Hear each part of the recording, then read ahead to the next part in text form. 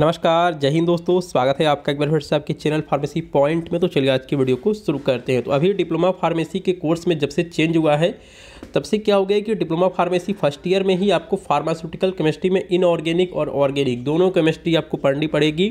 पहले क्या होता था कि डिप्लोमा फार्मेसी फर्स्ट ईयर में आपको फार्मास्यूटिकल केमिस्ट्री फर्स्ट पढ़ना होता था और डिप्लोमा फार्मेसी फाइनल ईयर में आपको फार्मास्यूटिकल केमिस्ट्री सेकंड पढ़ना होता था। लेकिन अभी आपको डिप्लोमा फार्मेसी फर्स्ट ईयर में ही दोनों केमिस्ट्री पढ़नी पड़ेगी।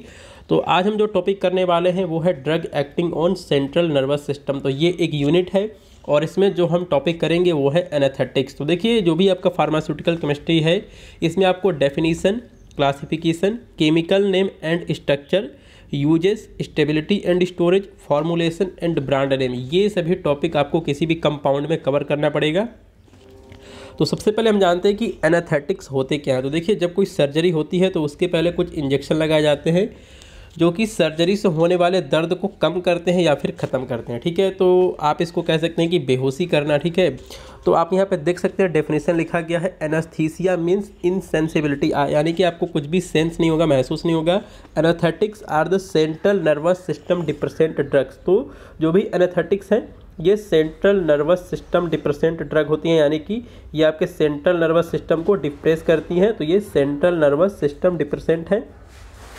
दैट प्रोड्यूस, ठीक है, दैट प्रोड्यूस पार्शियल या फिर total loss of sense of pain. तो देखिए, ये या तो आपके पेन को बिल्कुल ख़त्म कर देंगी या फिर बहुत ही कम कर देंगी। अब जनरल एनेस्थीसिया क्या होता है? General anaesthesia is the control reversible depression of functional activity of central nervous system. तो जो भी हमारा सेंट्रल नर्वस सिस्टम है, ब्रेन है, ये इसके एक्टिविटी को कम कर देता है और ये रिवर्सिबल डिप्रेशन होता है, यानी कि ये फिर से अपने जो इसका ओरिजिनल फंक्शन है उसमें ये वापस आ जाता है। ठीक है, तो यहाँ से आपको एनेस्थेटिक्स क्या होता है और एनेस्थीसिया क्या होता है इसके बारे में पता चल गया होगा। तो आप ये डेफिनेशन को लिख लेंगे और याद कर लेंगे। तो चलिए आगे बढ़ते हैं। अब इसके बाद क्लासिफिकेशन की बात की जाए तो आपको इसका क्लासिफिकेशन में लिखना पड़ेगा। तो आप यहाँ पे देख सकते हैं, द एनेस्थेटिक्स में बी क्लासिफाइड एज फॉलो। तो जो पहला है क्लासिफिकेशन इन ऑर्गेनिक गैसेज। तो इन ऑर्गेनिक गैसेज में हमारा नाइट्रस ऑक्साइड आता है। उसके बाद अगले क्लासिफिकेशन की बात करें तो वो है हाइड्रोकार्बन। तो हाइड्रोकार्बन में हमारा साइक्लोप्रोपेन आता है। और अगले क्लासिफिकेशन की बात की जाए तो यहाँ पे दिया गया है हेलोजिनेटेड हाइड्रोकार्बन, यानी कि इसके अंदर हेलोजन लगा होता है। तो ये है halothane, ether, diethyl ether, ultra short acting barbiturates, इसका एग्जाम्पल है थायोपेंटल सोडियम। और मिसलेनियस में केटामाइन हाइड्रोक्लोराइड आता है। तो ये इसका क्लासिफिकेशन हो गया। आप इस क्लासिफिकेशन का स्क्रीनशॉट ले लेंगे या फिर आप इसका नोट्स अवश्य बनाएंगे। तो चलिए आगे बढ़ते हैं। देखिए, जो हमको पहला कंपाउंड पढ़ना है वो है थायोपेंटल सोडियम। तो देखिए, थायोपेंटल सोडियम का आपको केमिकल स्ट्रक्चर भी बताना पड़ेगा क्योंकि ये आपका सिलेबस में दिया गया है और इस पर स्टार करके बनाया होगा। ठीक है, तो जो इसका केमिकल नेम है वो है सोडियम 5 एथाइल 5 1 मेथाइल ब्यूटाइल 2 थायो बार्बिचुरेट्स। तो देखिए, अगर आपको केमिकल नेम में दिक्कत होती है तो आपको IUPAC नोमेनक्लेचर पढ़ना पड़ेगा, तभी आप केमिकल नेम को यहाँ पे समझ पाएंगे। ठीक है, उसके बाद इसका केमिकल स्ट्रक्चर है, तो आपसे एग्जाम में इसका केमिकल स्ट्रक्चर भी पूछा जाएगा, तो आपको इसकी प्रैक्टिस करनी पड़ेगी। आपको फंक्शनल ग्रुप पता होने चाहिए। ठीक है, तभी आप इसका केमिकल स्ट्रक्चर ड्रॉ कर पाएंगे, तो इसके लिए आपको प्रैक्टिस करनी पड़ेगी। ठीक है, अगले टॉपिक की बात करते हैं। तो इसका यूजेस क्या है? ठीक है, तो जो इसका यूजेस है ये S an anti convulsant in epilepsy. तो ये एंटी कन्वल्सेंट के रूप में इसका इस्तेमाल होता है। ठीक है, उसके बाद अगले यूजेस की बात करें तो prevention and treatment of cerebral ischaemia. तो सेरिब्रल इस्चीमिया एक डिजीज है, इसमें भी इसका यूज किया जाता है। और ऐसे जनरल एनेस्थेटिक्स, तो इसका यूज जनरल एनेस्थेटिक्स के रूप में भी किया जाता है। उसके बाद स्टेबिलिटी एंड स्टोरेज, तो ये हाइग्रोस्कोपिक होता है, यानी कि जो भी हमारे एटम स्फीयर के अंदर वाटर मॉलिक्यूल हैं ये इसको एब्जॉर्ब कर लेता है और ये डिकम्पोज हो जाता है जो भी हमारा एटम स्फीयर के अंदर कार्बन डाइऑक्साइड है। तो इसलिए इसको टाइटली क्लोज कंटेनर में रखा जाता है। ठीक है, अब इसके बाद फार्मास्यूटिकल फॉर्मुलेशन, यानी कि इसका फार्मास्यूटिकल फॉर्मुलेशन क्या है, इसका डोजेज फॉर्म क्या है। तो ये थायोपेंटोन इंजेक्शन इसका आता है और जो इसका ब्रांड नेम है वो है पेंटोथल सोडियम। तो मैं आपको यहाँ पे इसका ब्रांड नेम दिखा देता हूँ। आप यहाँ पे देख सकते हैं ये पेंटोथल है या इसमें लिखा गया है थायोपेंटोन सोडियम। तो ये इसका इंजेक्शन आता है। और दूसरा ब्रांड नेम आप इसका याद रख सकते हैं थायोबेल 1000। ये भी थायोपेंटल सोडियम इंजेक्शन है जो कि 1 ग्राम में आता है। ठीक है, तो इसके बाद आगे बढ़ते हैं। दूसरा यहाँ पे कंपाउंड दिया गया है कीटामाइन हाइड्रोक्लोराइड। तो आपको कीटामाइन हाइड्रोक्लोराइड का भी आपको स्ट्रक्चर याद करना पड़ेगा, ये आपके सिलेबस में दिया गया है। ठीक है, तो जो इसका केमिकल नेम है वो है 2 क्लोरोफिनाइल 2 मेथाइल एमाइनो साइक्लोहेक्सेन 1, ठीक है, एन।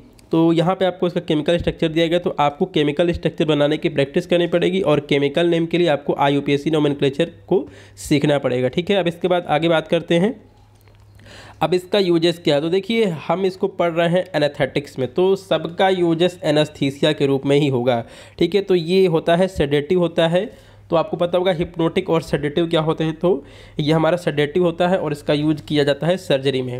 उसके बाद अगले यूजेस की बात करें तो prevent pain and discomfort during medical test and procedure. तो जो भी सर्जरी होती है, इसके अलावा कुछ मेडिकल टेस्ट होते हैं जहाँ पे पेन होता है, तो उसको कम करने के लिए या फिर उसको ख़त्म करने के लिए इसका यूज किया जाता है, किसका, केटामाइन हाइड्रोक्लोराइड का। अब उसके बाद स्टेबिलिटी स्टोरेज की बात की जाए तो वही है, it should be stored in tightly close air tight container. और जो इसका फार्मास्यूटिकल फॉर्मुलेशन है, यानी कि जो इसका डोजेज फॉर्म है वो आता है केटामाइन हाइड्रोक्लोराइड इंजेक्शन में, ठीक है। और जो इसका ब्रांड नेम है वो है केटालार। तो मैं आपको इसका ब्रांड नेम दिखा देता हूँ, आप यहाँ पे देख सकते हैं, केटालार 10 mg/ml इंजेक्शन। तो ये है केटामाइन हाइड्रोक्लोराइड का इंजेक्शन, इस तरह का आता है, ठीक है। उसके बाद जो अगला कंपाउंड दिया गया है इस टॉपिक में वो है प्रोपोफॉल, ठीक है। तो प्रोपोफॉल का आपको स्ट्रक्चर नहीं याद करना है, इसका केवल आपको chemical name, uses, stability and storage, pharmaceutical formulation और ब्रांड नेम आपको पता होना चाहिए। तो जो इसका केमिकल नेम है वो है 2,6-डाई आइसोप्रोपाइल फिनोल, ठीक है। तो ये एक फिनोल रिलेटेड कंपाउंड है।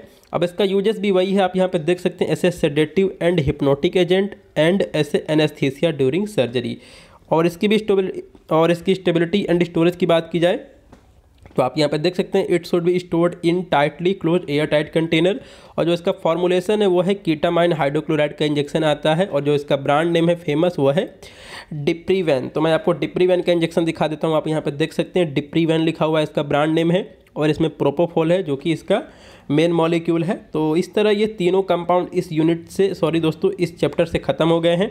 अब इसके बाद जो भी अगला होगा चैप्टर होगा उसके बारे में हम डिस्कशन करेंगे। और जो हमारी इस समय यूनिट चल रही है वो चल रही है drug acting on central nervous system. तो दोस्तों आपको ये वीडियो कैसे लगी, आप इस वीडियो को लाइक करें, साथ में चैनल को सब्सक्राइब करें, बेल नोटिफिकेशन को ऑन रखें, जिससे कि आने वाली सभी अपडेट्स आपको तुरंत मिल सके। और जो भी आपके फ्रेंड्स हैं उनके साथ इस वीडियो को जरूर से शेयर करें।